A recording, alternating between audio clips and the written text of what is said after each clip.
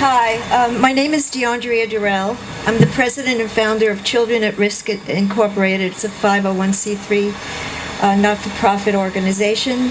I'm the author of the book Kidnapped, A True Story, the producer of a cable television program entitled Dyandria, The Real News, and an activist for those victims of CPS, of which carries different names in different states. Here in New York City is referred to as the Administration for Children's Services.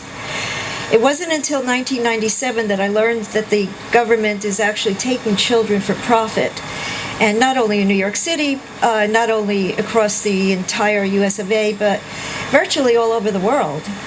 I came to learn about this business legalized when I fell victim to it myself. To be as brief as possible, I served my former husband with divorce May 2nd, 1995, based on cruel and inhumane treatment. After he was removed from the marital home, my child revealed a daddy-daughter secret that was between them, that she was too fearful to reveal to me while he was still present in the home. I did not report him to the authorities for several reasons. My child's school records clearly reveal that my daughter's dramatic accelerating in every single subject after he was completely out of the house. Why ruin that? And also putting my daughter through grueling court battles. I didn't want to do that. And for the time, he wasn't even asking for visits, so he was completely out of her life and she was safe. Also, I knew that at this particular time when she finally revealed the abuse to me, DNA evidence was all washed away. I didn't know at the time that he had ruptured her hymen.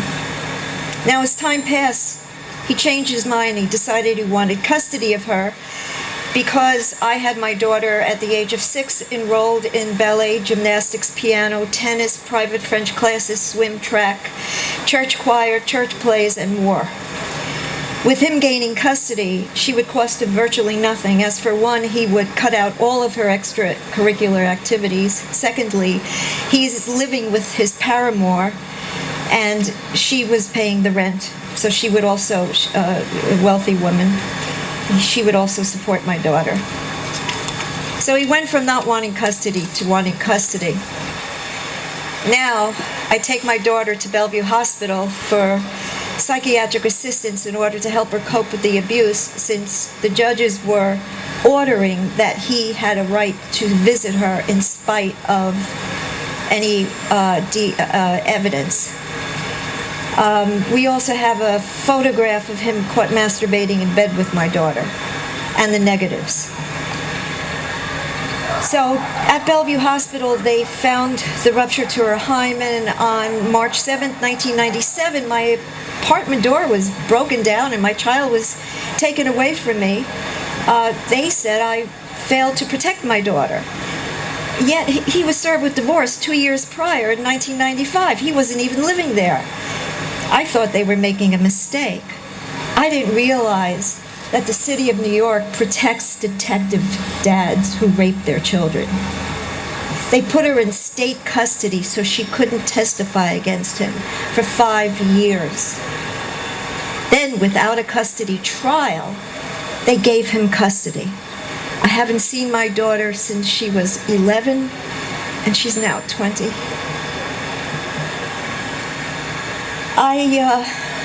I've been a strong activist since 1997. Like I said, I have a television program which exposes the corruption going on, the stealing of children who were never abused by loving parents, and taking children who were abused and returning them to abusers. I lost my life savings, I lost my business, I lost my job, I even lost my pets.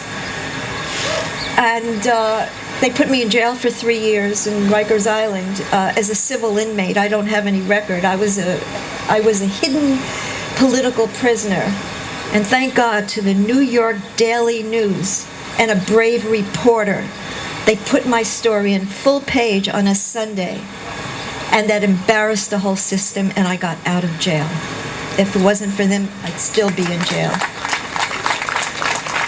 I will fight this fight for the rest of my life, for these atrocities to be exposed, as only the ones who know that this is going on are people who were victims themselves.